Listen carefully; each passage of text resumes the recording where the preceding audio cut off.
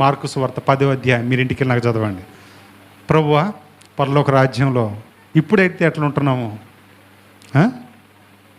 మాకు పరలోక రాజ్యంలో అటుపక్క యాకోబు ఇటుపక్క నేను ఇద్దరం కూర్చుంటాం ప్రభువా అని అంటే యేసుక్రీస్తు ప్రభు వారు ఏమన్నారు? రండి అని అన్నారా? లేదు, ఆయన ఏమన్నారని అంటే ఏమన్నారో తెలుసా?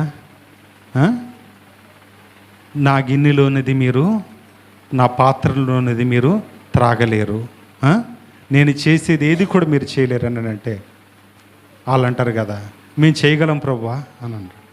మేము చేయగలం, మా వల్ల అవుతుంది అని అంటే ప్రభువారు అంటారు కదా, నా గిన్నెలోనిది మీరు త్రాగుతారేమో, నా పాత్రలోనిది మీరు సేవిస్తారేమో, కానీ నా పక్కన కూర్చునేటటువంటి అధికారం, ఆ వశం నా చేతుల్లో లేదు. దేవునికి స్తోత్రం. అర్థమైందండి? నా